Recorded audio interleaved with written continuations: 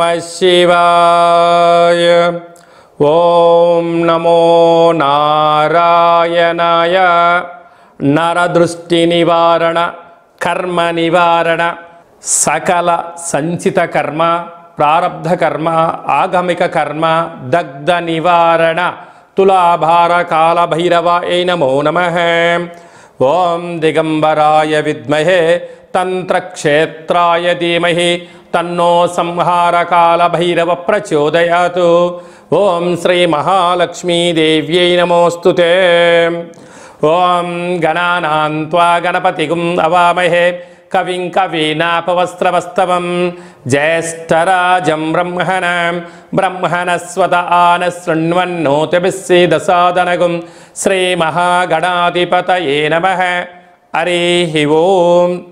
1వ తారీఖు 9వ నెల 2024 నుండి 15/9/2024 వరకు పుట్టినటువంటి వారందరూ కూడా ముందస్తుగా జన్మదిన శుభాకాంక్షలు. గతంలో వివాహం అయినటువంటి వారికి వివాహ వార్షికోత్సవ శుభాకాంక్షలు. 1/9 నుండి 15/9 వరకు ద్వాదశ రాశుల్లో గ్రహ గమనాల్ని ఒకసారి వీక్షింపచేద్దాం. వృషభ రాశిలో దేవగురు బృహస్పతి శత్రుస్థానంలో సంచార స్థితి. మిథున రాశిలో కుజ భగవానుడు, కర్కాటక రాశిలో బుధ భగవానుడు, సింహరాశిలో ఏడాది తర్వాత రవి భగవానుడు, కన్యరాశిలో శుక్రుడు మరియు కేతు సంచార స్థితి, కుంభరాశిలో శని భగవానుడు వక్రగమన సంచార స్థితి, మీనరాశిలో రాహు భగవానుడు సంచార స్థితితో ద్వాదశ రాశుల్లో గ్రహ గమనాలు ఈ విధంగా ఉన్నాయి. అందరికీ ముందస్తుగా వినాయక చవితి పండగ శుభాకాంక్షలు. వినాయకుడు అనగానే అవిఘ్నములను తొలగించి ఐశ్వర్యాన్ని ప్రసాదించేటువంటి భగవంతుడు కనుక ఆది పూజ్య మహాగణాధిపతి. అంటే ఏ పూజను మనం ప్రారంభించాలనుకున్నా పసుపుతో చేసిన గణపతి స్వామికి మనం పూజ చేసుకుంటూ ఉంటాం. భాద్రపద మాస శుద్ధ చవితి వినాయక జయంతి సందర్భంగా గణపతి స్వామి యొక్క ఆశీస్సులు మనందరిపైన ఉండాలని కోరుకుంటూ, కైలాసనాథుడి యొక్క సుపుత్రుడి యొక్క ఆశీస్సులు మనందరిపైనను చూపిస్తూ, ఎవరికి ఎలాంటి కష్టాలు లేకుండా అందరికీ విద్య, విజ్ఞానము, ఉద్యోగము, వివాహము, సంతానము, రాజయోగము, రాజభాగ్యము, రాజభోగము, ఆనందయోగము, ఎవరికి ఏవేవి కావాలో అన్ని ప్రసాదించే శక్తి ఆ విఘ్నేశ్వర స్వామి వారికి ఉంది కనుక అందరిపైనను గణపతి స్వామికి ఆశీర్వాదాలను కోరుకుందాం. దయచేసి వినాయక చవితి రోజు సాయం సంధ్యాకాల సమయంలో ఎవరు దయచేసి ఆకాశంలో ఉండబడినటువంటి చంద్ర భగవానుణ్ణి ఎవరూ దర్శించవద్దు. కారణం ఏమిటనగా మన కృష్ణ పరమాత్ముడు పాలలో గ్లాసులో చంద్ర భగవానుడు యొక్క దర్శనమైనందుకు ఆ సంవత్సరాంతము అనేక రకాలుగా చెయ్యనటువంటి నిందలను పడి అనేక రకాలుగా ఇబ్బందులకు గురయ్యాడు అని చెప్పి మనకు అనేక రకాల పురాణాలు చెప్తూ ఉన్నాయి. కనుక దయచేసి మనం ఎవరము కూడా చూడకుండా ఉండే ప్రయత్నం చేయండి. పరిస్థితుల ప్రభావం చేతనో ఏదో పరిస్థితుల ప్రభావం చూసినట్లయితే దగ్గరగా ఉండబడినటువంటి గణేశ స్వామివారి యొక్క మండపం దగ్గరికి వెళ్ళి ఆ అక్షంతలు వేసుకొని స్వామివారికి మనసారా దండం పెట్టుకోగలిగినట్లయితే ఆ యొక్క చంద్ర దర్శన దోషం తొలగిపోతుందని చెప్పి గమనించగలగాలి. వీలైనంత వరకు కలుషితము కానటువంటి అంటే రసాయనిక రంగులతో తయారు చేసినటువంటి వినాయకుడిని కాకుండా ఆర్గానిక్ సహజ సిద్ధమైన రంగులను ఏర్పాటు చేసినటువంటి గణపతి స్వామిని పూజించుకుందాం. భావి తరాలకి అంటే రాబోయేటువంటి రోజులలో కలుషితము లేనటువంటి చెరువులను కాపాడుకుందాం. ఎందుకనగా చెరువులో వేయడం వలన నీరు కలుషితమవడం, అందులో ఉండబడినటువంటి జలరాశులు అంటే చేపలు కానీ కప్పలు కానీ అనేక వానపాములు కానీ అవి మరణించకుండా కాపాడుకునే బాధ్యత మన అందరిపైన ఉందని చెప్పి కూడా గమనించగలగాలి. అలాగనే సంపూర్ణంగా మనము ఈ యొక్క గరికను, ఫలాలను, పత్రాలను, పుష్పాలను భక్తితో పూజ చేసుకుందాం. గణపతి స్వామికి ఆశీస్సులు పొందుదాం. అనేక మందికి ఆదర్శంగా ఉందామని చెప్పి కూడా గమనించాలి.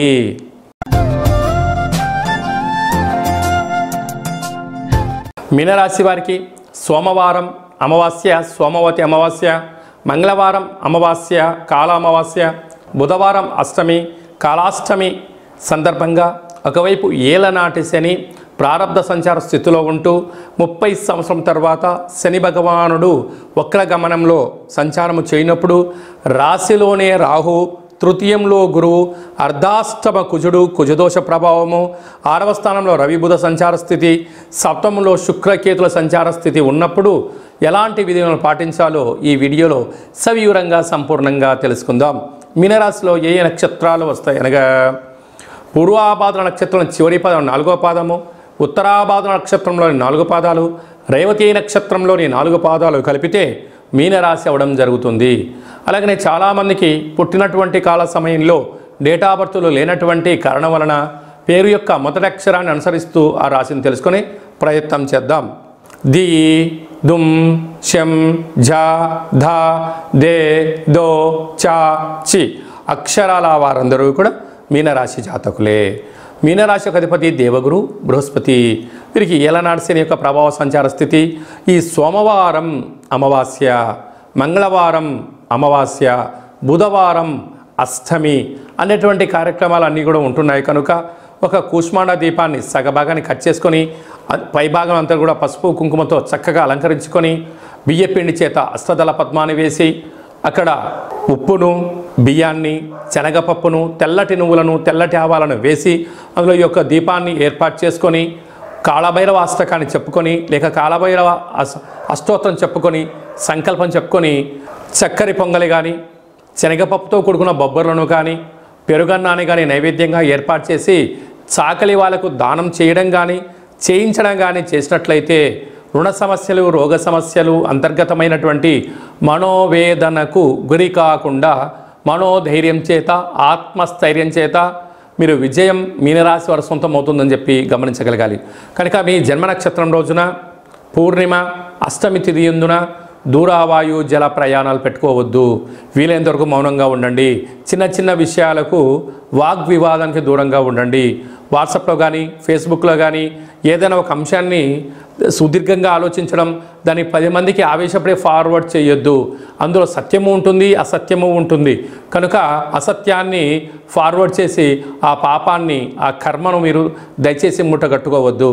కనుక వీలైనంత వరకు దానం, ధర్మం, ఆధ్యాత్మికత, సూర్య నమస్కారాలు, సూర్య ఆసనాలు చేయడము, వర్షాకాల ప్రభావం చేత గోరువెచ్చని ఆహారం తినడం, గోరువెచ్చని యొక్క నీటిని తాగడం, ఈ యొక్క వర్షాకాలంలో సీజనల్గా వచ్చే వ్యాధులు వచ్చే అవకాశాలు ఉన్నాయి. తస్మాత్ జాగ్రత్త. కనుక సాఫ్ట్వేర్ వారు, హార్డ్వేర్ వారు, జర్నలిస్టు, యూట్యూబ్లు, ఫేస్బుక్లు, క్రియేటివిటీ రంగాల్లో ఉండబడిన వారు, అనేక రంగాలలో ఉండబడిన వారు అప్రమత్తత చాలా అవసరం అని చెప్పి గుర్తుపెట్టుకోవాలి. 2/9/2024 మనకు సోమవారం అమావాస్య, శ్రావణమాస అమావాస్య, అందులో మఖా నక్షత్రంతో కూడుకున్న అమావాస్య రావడం వలన సోమవతి అమావాస్య అంటారు. ఆ అమావాస్య సోమవారం అంతా సంపూర్ణంగా ఉంటూ 3వ తారీఖు ఉదయం 9 గంటల వరకు కూడా ఉంది కనుకనే మనకు మంగళవారం కూడా అమావాస్యగా పరిగణించగలగాలి. కనుక శ్రావణమాస అమావాస్య సందర్భంగా కాళ అమావాస్యగా మనము గమనించగలగాలి. వీలైనంత వరకు ఇంటిలో శుద్ధి పెట్టుకోవడం, మన జన్మ నక్షత్రం, మన జన్మతిథి, జన్మరోజు ఆ రోజు వచ్చినట్లయితే వీలైనంత వరకు నీటిలో ప్రయాణం చేయకపోవడం, వాయు ప్రయాణాలు చేయకపోవడం, విశేషమైన గొడవలకు దూరంగా ఉండడం, మౌనంగా ఉండే ప్రయత్నం చేయగలిగినట్లయితే మనకు దుష్టగ్రహాల యొక్క దోషం తగ్గుతుందని చెప్పి గమనించగలగాలి. వీలైతే కాలాన్ని శాసింపజేసే శక్తి కాళభైరవ స్వామి వారికి ఉంటుంది కనుక మనమందరము కూడా కాళభైరవ స్వామి యొక్క స్మరణ, ధ్యానము, కూష్మాండ దీపము, కాళభైరవ స్వామికి సౌభాగ్య ముడుపు కట్టుకొని హోమ కార్యక్రమంలో పాల్గొన్నట్లయితే మనకు అమావాస్య ఛాయలు, సోమవతి అమావాస్య ఛాయలు దోషం తొలగిపోతుందని చెప్పి కూడా గమనించగలగాలి. వీలైతే మీరు ఇంట్లో చేసుకోండి. కుదరకపోతే ఈ కింది నెంబరు సంప్రదించినట్లయితే మన యొక్క దేవాలయంలో అమావాస్యకు విశేషమైనటువంటి కాళభైరవ కాళ అమావాస్యకు సంబంధించినటువంటి హోమ కార్యక్రమాలు జరుగుతాయి కనుక మీకు వాట్సాప్ కాల్ ద్వారా ప్రత్యక్ష ప్రసారాన్ని కూడా చూపించడం జరుగుతుందని చెప్పి గమనించగలగాలి. అలాగనే మనకు 7వ తారీఖున వినాయక చవితి పండగ కనుక మనమందరము కూడా ఆదిపూజ్య మహాగణపతి స్వామి వారి యొక్క పూజా కార్యక్రమాలని యథాశక్తిగా మనకు ఎంత శక్తి కలిగితే అంత శక్తిగా స్వామివారిని పూజ చేసుకుందాం. కలుషితం లేనటువంటి, రంగులు లేనటువంటి, రసాయనం లేనటువంటి వినాయక స్వామిని పూజిద్దాం. స్వామివారికి అటుకులు, బెల్లము, ఉండ్రాళ్ళు, లడ్డూ నైవేద్యాన్ని ఏర్పాటు చేసుకుందాం. స్వామివారి యొక్క ఆశీస్సుల కోసం మనం అన్ని విధాల మానవ ప్రయత్నం చేద్దాం. దయచేసి చంద్ర భగవానుణ్ణి దర్శించవద్దు అని చెప్పి మీరు గుర్తుపెట్టుకోలేదు. అలా విధి లేని పరిస్థితిలో దర్శించినట్లయితే ఈ కింది నెంబర్ సంప్రదించి మీ గోత్రనామాలు పంపించినట్లయితే ఆ యొక్క దోష నివారణకు మన యొక్క దేవాలయంలో ప్రత్యేకంగా పూజ చేయించి మీకు గరిక, అక్షంతలు, కంకణాన్ని పంపించడం జరుగుతుంది. కనుక దయచేసి 100కు 100% ఎవరు చూడవద్దు. తెలియని పరిస్థితిలో చూసినట్లయితే ఈ కింద నెంబర్ సంప్రదించండి. మీకు మంచి సలహా సూచన ఇచ్చి అష్ట కష్టాలకు మనము కేంద్ర బిందువు కాకుండా అష్ట ఐశ్వర్యం స్వాగతం పలకడానికి ఏమేం కావాలో సలహాలు సూచనలు ఇవ్వడం జరుగుతుందని చెప్పి గమనించాలి. అలాగనే మనకు 11వ తారీఖు భాద్రపద మాస శుద్ధ అష్టమి బుధవారము జ్యేష్ఠ నక్షత్ర సందర్భము. ఇది చాలా ఒక 18 సంవత్సరాలకు ఒకసారిగా వచ్చేటువంటి బుధవారము, జ్యేష్ఠ నక్షత్రము, అందులో అష్టమి తిథి రావడము. అంటే వినాయకుడికి ఇష్టమైన రోజు బుధవారము, బుధుడి యొక్క నక్షత్రము జ్యేష్ఠ నక్షత్రము, అందులో అష్టమి తిథి రావడం అనేది చాలా అరుదుగా వస్తుంటుంది. కనుక మనం అందరము కూడా తంత్ర వరసిద్ధి మహాగణపతి స్వామి యొక్క పూజ చేసుకున్నట్లయితే వీలైతే ఈ మంత్రాన్ని స్మరణ చేసి ఏదైతే మనం కోరుకుంటామో దాన్ని విజయం సాధించడం జరుగుతుందని చెప్పి గమనించగలగాలి. మంత్రాన్ని చెప్తాను, ఒకసారి నోట్ చేసుకోండి.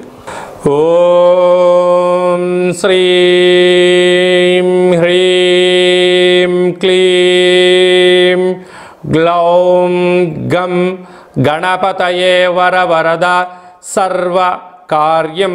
అంటే మనం ఏదైతే కార్యం అనుకుంటున్నామో ఆ కార్యం పేరు అనుకొని వశమానయ స్వాహ అనేటువంటి మంత్రాన్ని ఒక 27 సార్లు తగ్గకుండా రోజుకు 108 సార్లు ఈ మంత్రాన్ని ఉచ్చరింప చేయగలిగినట్లయితే మనకు కష్టాలన్నీ తొలగిపోయి ఐశ్వర్యానికి స్వాగతం పలుకుతూ ఆ పని మనకు అనుకూలించేటువంటి విధంగా తంత్ర తాంత్రిక వర కాల విఘ్నేశ్వర స్వామి యొక్క ఆశీస్సులు మనపైన ఉంటాయని చెప్పి కూడా గమనించాలి. ఈ విధంగా మనమందరము కాళభైరవ స్వామి యొక్క ఆశీస్సులు పొందుతాం, విఘ్నేశ్వర స్వామి యొక్క ఆశీస్సులు పొందే మానవ ప్రయత్నం చేద్దాం. ఇంకను ఈ యొక్క భాద్రపద మాసంలో మనం విజయం సాధించగలగాలి అన్నట్లయితే ఒక్కసారి ఈ పాత్రను చూసినట్లయితే ఈ యొక్క పాత్ర కంచు పాత్ర, కాళభైరవ స్వామికి అక్షయ పాత్ర అని చెప్పి గమనించగలగాలి. ఈ యొక్క అక్షయ పాత్రను మనం ఎలా సద్వినియోగపరచుకోవాలో ఒకసారి చూద్దాం. ఇలా ఒకసారి శబ్దం చేసినట్లయితే ఈ పాత్రలోంచి ఓంకార శబ్దం రావడం జరుగుతుంది.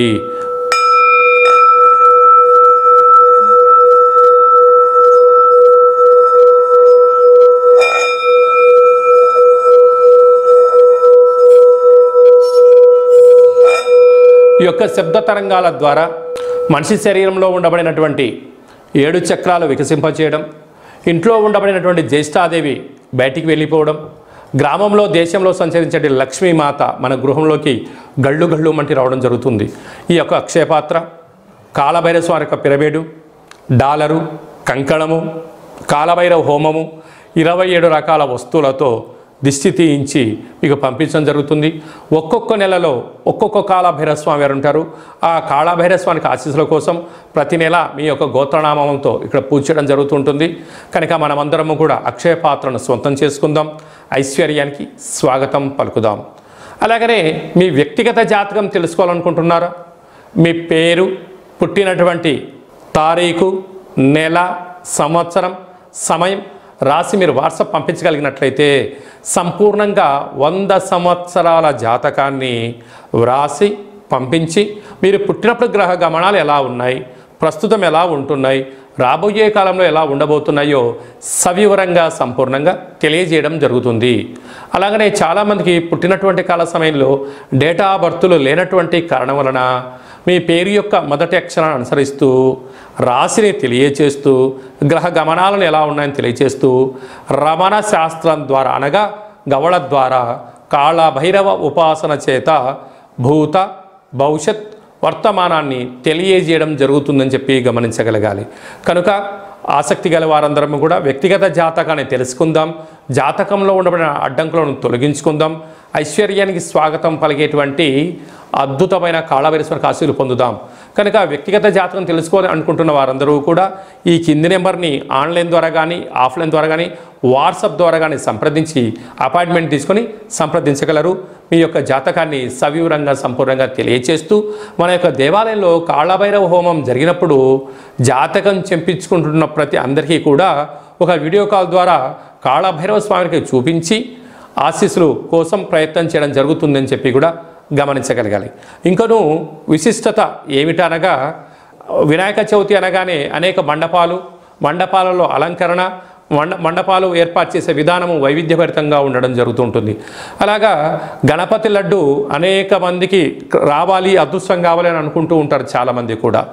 అలాంటి వారందరూ కూడా గతంలో లడ్డు కొన్న వారందరూ కూడా మన యొక్క దేవాలయంలో మీ పేరు నమోదు చేసుకున్నట్లయితే మీ యొక్క అంటే మన గ్రామము, మన పేరు, మన మండపము, ఏ సంవత్సరం లడ్డు కొన్నాము అనేటువంటిది మీరు వివరాలు పంపించగలిగినట్లయితే గణపతి లడ్డు అనేటువంటి ఒక సర్వే మహోత్సవ కార్యక్రమం చేస్తూ ఉన్నాం.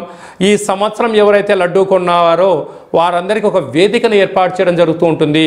అనేక దేశాలలో కూడా లడ్డు వేలంపాట జరుగుతూ ఉంటుంది. అలాంటి వాళ్ళందరినీ ఒక ప్లాట్ఫామ్కి తీసుకొచ్చి ఒక ముఖాముఖి హిందూ ఆధ్యాత్మిక సమ్మేళన కార్యక్రమాన్ని చేయడం జరుగుతుంది.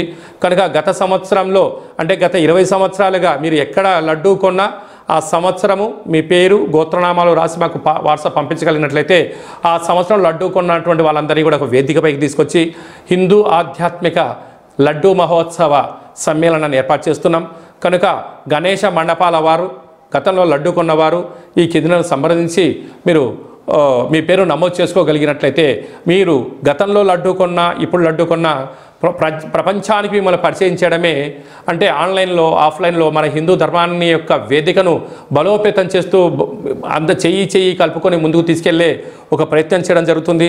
కనుక మీరందరూ కూడా గణపతి స్వామివారి యొక్క మండపం యొక్క వివరాలు, లడ్డు కొన్న వివరాలను ఈ కింది నెంబర్ని సంప్రదించగలిగినట్లయితే మనమందరము కూడా మిమ్మల్ని అందరినీ ఆన్లైన్లో 49 విఘ్నేశ్వర లడ్డుకు సంబంధించిన సర్వే కార్యక్రమాలు జరుగుతూ ఉన్నాయి. మనమందరం సర్వేలో పాల్గొందాం. లడ్డు కొన్న వారందరినీ ఒకే చోట చేరుద్దాం. వారి యొక్క సలహాలు సూచనలు తీసుకుందాం. రాబోయే కాలంలో మనందరం కూడా లడ్డు కొని గణపతి స్వామికి ఆశీస్సులు పొందుదాం. అలాగనే మీ అబ్బాయి కానీ అమ్మాయి కానీ ఎంత ప్రయత్నం చేసినా వివాహం అవ్వడం లేదా? మీ అబ్బాయి యొక్క పుట్టినటువంటి కాల సమయంలో గ్రహ గమనాల్లో ఎలాంటి యోగాలు ఉన్నాయి, ఎలాంటి దోషాలు ఉన్నాయో తెలుసుకొని ప్రయత్నం చేసినట్లయితే మంచి సంబంధాలు రావడం జరుగుతుంటుంది. వచ్చేటి వధువు కానీ వరుడు కానీ జాతకంలో గ్రహమైత్రి, జంతుకూటమి, గ్రహకూటమి ఎలా ఉంటుంది, వారికి వివాహ తదనంతరం ఎలాంటి యోగాలు ఉన్నాయి, ఎలాంటి పరిస్థితులు ఉంటున్నాయి కూడా మీకు సవివరంగా తెలియజేయడం జరుగుతుంది. కనుక మనమందరం కూడా జాతకాన్ని తెలుసుకుందాం. కష్టాల కడలకి ఫుల్ స్టాప్ చెప్దాం. ఐశ్వర్యానికి స్వాగతం పలుకుదాం. ఆ కాళభైరవ స్వామి యొక్క ఆశీస్సులు, విఘ్నేశ్వర స్వామి యొక్క ఆశీస్సులు పొందుదామని చెప్పి మనవి అందరికీ ఆశీర్వచనం. ఓం శతమానం భవతి శతాయు పురుష సతేంద్రియ ఆయుష్యేవేంద్రియే ప్రతిష్టతి ధనం ధాన్యం బహుపుత్రలాభం శత సంవత్సరం దీర్ఘమాయు సర్వే జనా సుఖినో భవంతు లోకా సమస్తా సుఖినో భవంతు సర్వం విఘ్నేశ్వరార్పణమస్తు. ఈ వీడియో మీకు నచ్చినట్టయితే లైక్ చేయండి, షేర్ చేయండి, మా ఛానల్ని సబ్స్క్రైబ్ చేసుకోండి. అందరికన్నా ముందుగా మీ వ్యక్తిగత జాతకం మీరు తెలుసుకోవాలనుకుంటున్నారా? అందరికన్నా ముందు మీరు మంచి రోజులు ఎలాంటి విధులు పాటించాలో తెలుసుకోవాలనుకుంటున్నట్టయితే మా యొక్క ఛానల్ని సబ్స్క్రైబ్ చేసుకున్న తర్వాత గంట సింబల్ ప్రెస్ చేయండి, ఆల్ అనే బటన్ కూడా తెలియచేయండి. ఆధ్యాత్మికమైన ఈ యొక్క కార్యక్రమాన్ని భగవద్బంధులకు, మిత్రులకు, స్నేహితులకు మీ క్షేమాన్ని ఎవరైతే కోరుకుంటున్నారో, మీరు ఎవరి క్షేమాన్ని అయితే కోరుకుంటున్నారో వారికి ఈ వీడియోను ఫార్వర్డ్ చేసి భగవంతుడి యొక్క ఆశీస్సులు పొందగలరు.